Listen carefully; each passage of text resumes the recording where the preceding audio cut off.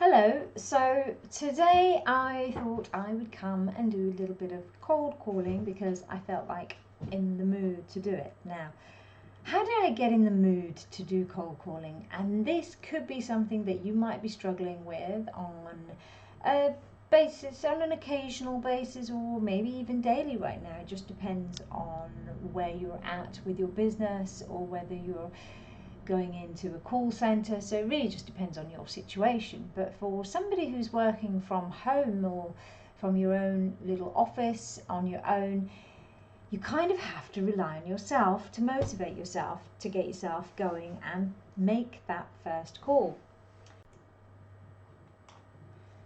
Right, so to make some cold calls today, what I'm going to do is I'm going to refer to my database.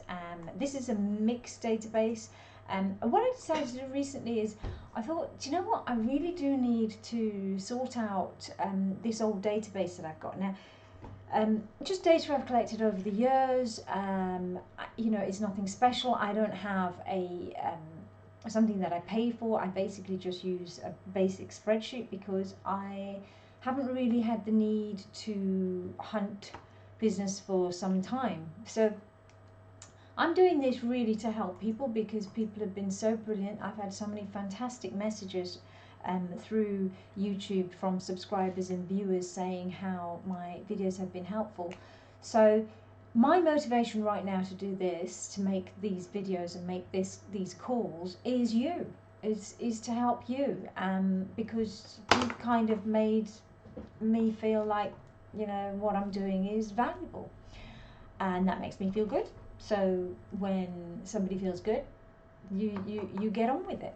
And right now I've got here my database. I pulled it up, and yesterday I just put a little bit of a pipeline, not a sophisticated pipeline, just a status pipeline against each of the people, or at least I started doing it. I haven't finished doing it because what I thought I'd do is, as I'm doing it, I'll record it, so it may be helpful for you guys to watch what I'm doing.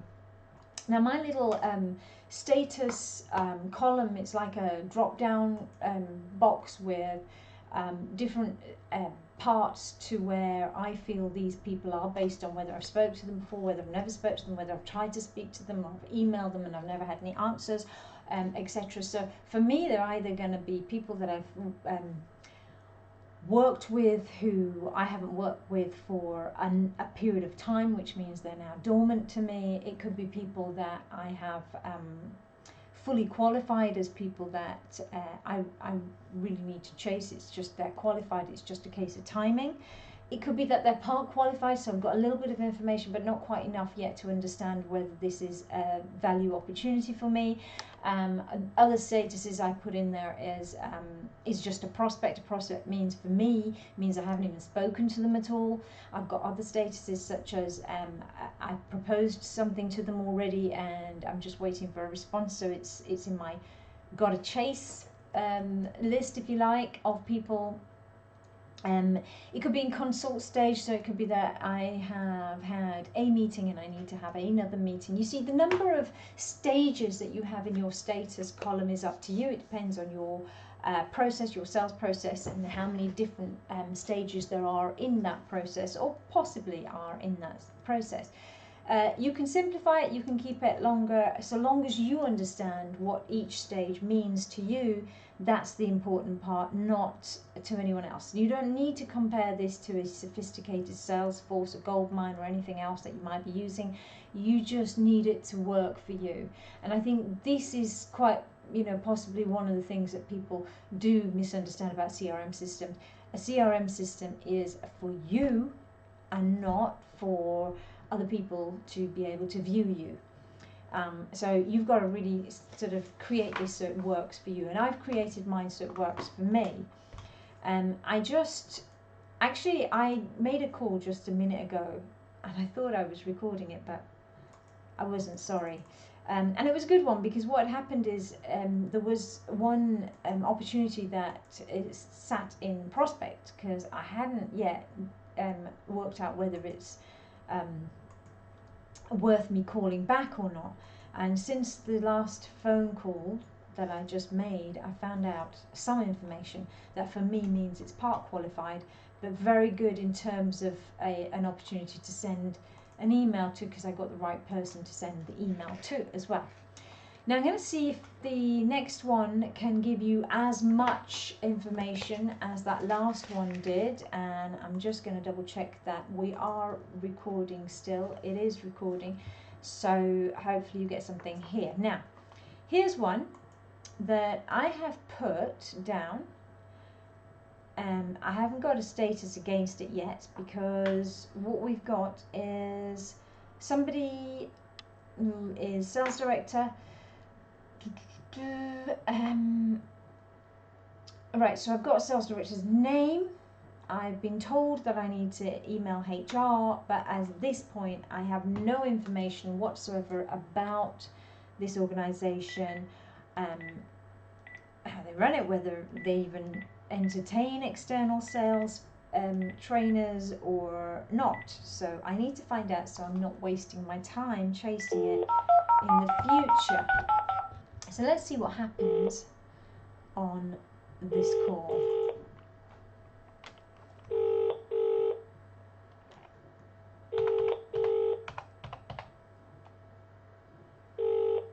Good afternoon, Cloud Sense. How can I help you? Hello, can I speak to Chris Evans, please?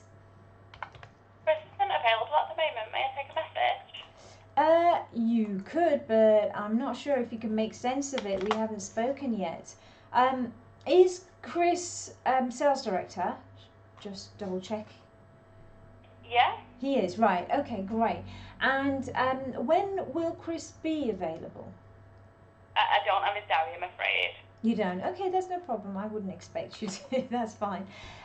So what I wanted to know is whether you guys do sales training. So my name's Shea. I'm calling from a sales training organisation. And what I wanted to chat to Chris about... calls anyway, I'm afraid. I'm sorry? We don't take unsolicited calls anyway, I'm afraid. That's fine. So that's why I'm just trying to establish whether it's even worth my calling. So first of all, what I wanted to understand is whether you actually entertain external sales training. Not that I'm aware of. Not that you're aware of. And who organises the sales training there for you guys? I wouldn't be able to give that information out, I'm afraid, because like I said, we don't actually take unsolicited calls.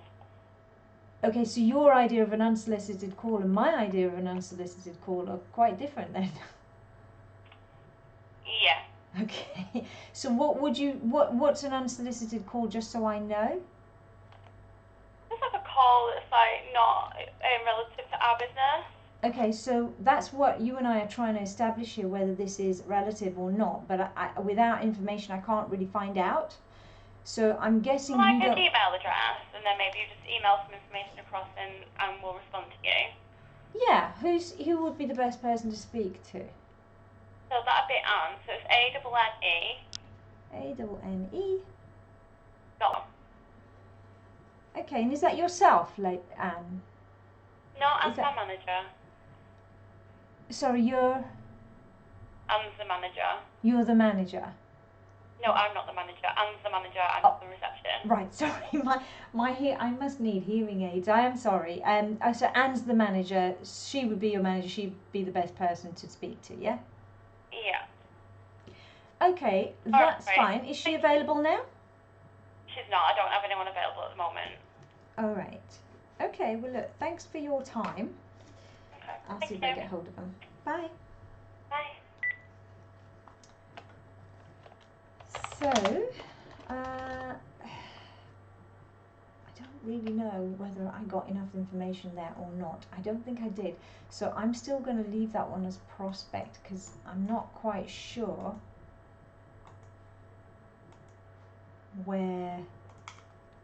what information I got. Okay, so one thing.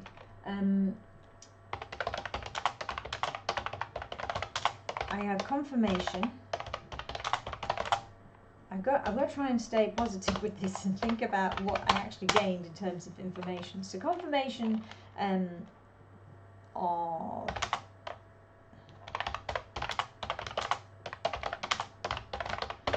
that's fine. I've got another name, which is Anne Lacey is another manager. I'm guessing sales manager. not sure.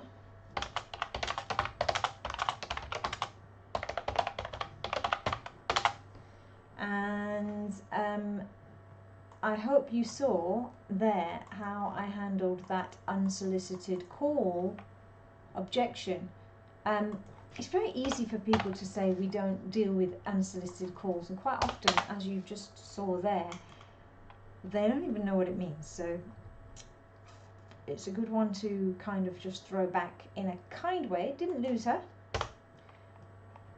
She didn't get flustered, which was really good. She kept her cool. I thought she was very professional. I liked that. So hats off to her for staying with it and not getting flustered when I threw it back at her, which to me might be an organisation that might be worth talking to again. So I am going to take down that email address into my database, and I'm going to chase it a little bit, find out what I can find out.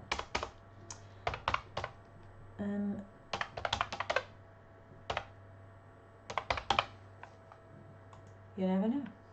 So the next one I've got, spoke to somebody in the sales office. I've got names, obviously I can't say too much because of GDPR, was actually right now this is a person who I found to be quite rude, but I got a feeling it might very well be the sales director that I was speaking to. Now my mistake would have been, if I'm right and it was that person, then my mistake might have been that I didn't ask if that person I was speaking to was Scott, or who that person was. So the person, okay, so this guy called Scott was actually quite rude to me. He told me that Adam had left, so I must have asked for Adam as the previous sales director, and Scott, who's the current sales director, might have got a little bit annoyed with me. So this is how behaviours play out over the phone. It's so easy to get somebody's backup. So I must have kind of got his backup last time, but I'm going to try again now just to see what I get. Welcome to Internet Central. To get you through to the most appropriate team, please listen carefully and choose from the following options. For support, please press 1. For customer relations and account management, please press 2. For sales, please press 3. So I am going to be that pain in... Good afternoon, Internet Central. Maureen speaking. How may I help you? Hi Maureen, can I speak to James, please? Sorry, you broke up there. Who did you want to speak to, sorry? Oh, bear with me 2 seconds. And who's calling for it, please? It's Shea. Shea. Yeah. Okay, will you know what the call's regarding, Shea? Possibly. I'm not sure. It depends on how often he looks at his LinkedIn and reads his emails. Oh, righty. Bear with me 2 seconds. I'm just going to pop you on hold, Shea. Hold Thank the line. you. Hi, Shea. Hi. I've just had a very, very quick word with Scott, and he said just to let you know that it's not actually his responsibility anymore. Right. Okay. So whose responsibility would it be? I'm not sure about that, actually. I'm sorry, I can't answer that. But that's the message that Scott's given me to pass to you. Okay. So just to fill you in, then, it's the call is about sales training. Does that mean It's about what, sorry? it's about sales training? So when he said it's not something that he deals with anymore, would you know if there's somebody else that deals with sales training? So are you a company that offers this? Yeah. Oh, right, okay. And then what's that to sort of like improve sort of conversion rate, etc. stuff like that? Yeah. Wow. You know more than most people do. Yeah. But is that where you're going with this? Yeah, absolutely. So Wise Me Up is specialises in bespoke training. We've linked in and exchanged words through that medium before, but he hasn't to this day told me that he's no longer responsible. So obviously this is something he's just saying now, which is great to know. What I wanted to do is establish where you guys stand with sales training, just so I understand whether I should be following this up or not. Oh, right, okay. Bear with me 2 seconds. What's the best telephone number for you, Shea? I can give you my mobile. Oh, yes, go ahead. Yeah, so 07 Yeah. 976. Yeah. You and what's your company called? It's Wise Me Up. Wise as in a wise owl. What? Yeah, yeah. Not wind me up. A lot of people get confused with that, but it is wise me up. You sound very professional. What's your role there? I'm one of the corporate specialists here, so Ah. I sort of like deal with businesses and what have you. That's why you sound so just, professional. Just out of interest as well, obviously, how much do you know about us as a company? Very little at this stage. Oh, right, okay, because yeah. we're a communications company, so we deal with all things communications-wise. So just out of interest, obviously, you know, bringing sort of your wares to the table, just to sort of establish what you guys are doing. What sort of connectivity have you got there? Because it may be something that we can help you with as well. Okay, I like the turnaround. Connectivity in terms of... In your broadband, lease lines, etc. Okay, so I use Virgin, a company called Virgin. Okay, lovely, lovely. And is that for your phones and your internet? It is, it is. So I like, Maureen, the way you just turned that around to get information on me. So are you going to return that favour now and give me some information as to why I called? What I will do as a bartering tool is I've got your mobile number. So I will have a chat, because I've only been with the company about 6 weeks, so I really don't know very much about who does what. So I will look into that for you. What's the best email address for you, Shea? And I can just drop what I'll do, about what we do. Hang on, Maureen, just at this stage at the moment, so if he's not responsible, would it be a good guess that HR is responsible for organising all training? I have no idea. Okay, so then what I'm going to do... I have no idea. I've basically landed... and I've got my area that I'm covering, so this is all completely new to me. Okay, well, so look, I do like the sound of you. I have enjoyed. But I can put feelers out for you, and I'd be happy to do that. Yeah, and if then you give do, you an answer, yes or no, one way or another. Yeah, that is absolutely brilliant. I can manage your expectation. That's brilliant, Maureen. What I'll do then is I won't lose control of the call at this stage. What I'll do is I'll give you a call back. What days are you there? 5 days a week. So 5 days a week. Fantastic. Okay, so what I'll do then is, how about I give you a call back end of the day? Would you have found out by then? You're probably best trying next week, because I would need some time just to find out about this. Okay, so there's a few, whilst you're doing that then, can I just pose a few questions to you just so that it gives you a bit more of a focused conversation? All I need to understand is who is responsible for the training.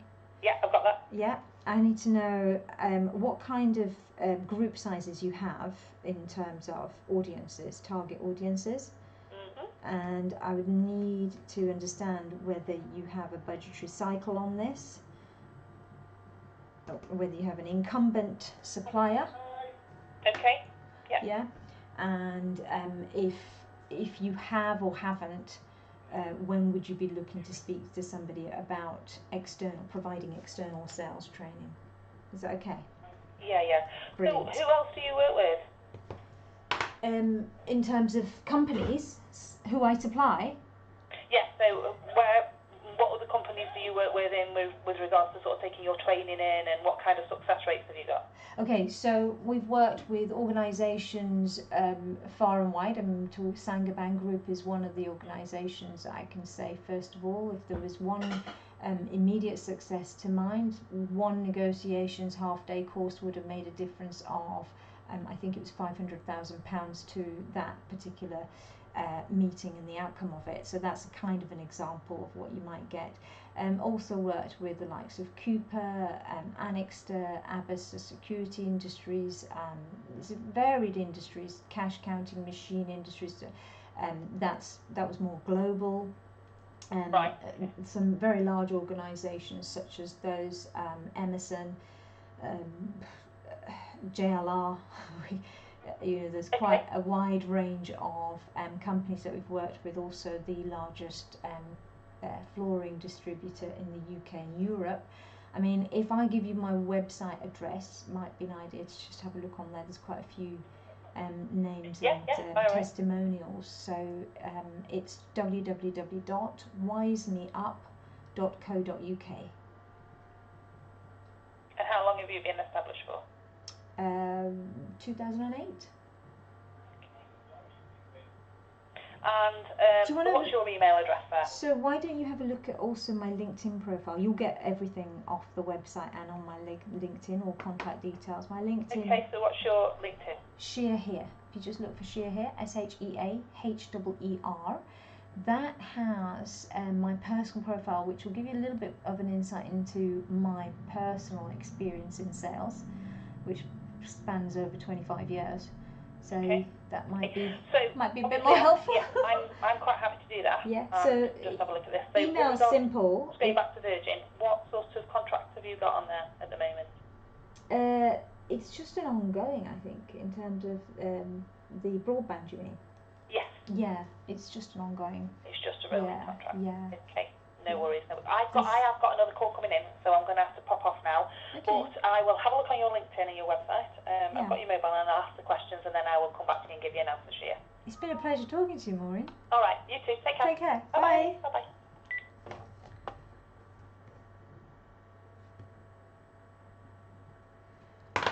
That was a really good call in terms of an example of how she was a really good salesperson for me, because she literally tried to turn this whole conversation round and take control of it, and actually make me one of her prospects, which was great. Obviously, I did avoid giving her some information on myself. I wouldn't always do that. I would probably be a little bit kinder to giving information out. But clever as it might be, I didn't want her to use my time, is what I'm trying to say in a polite way. So I had to take control, and hopefully you saw there how I took control of that call back into my own hands. And what I'm doing here now is I'm just going to make a little task for myself to make a call back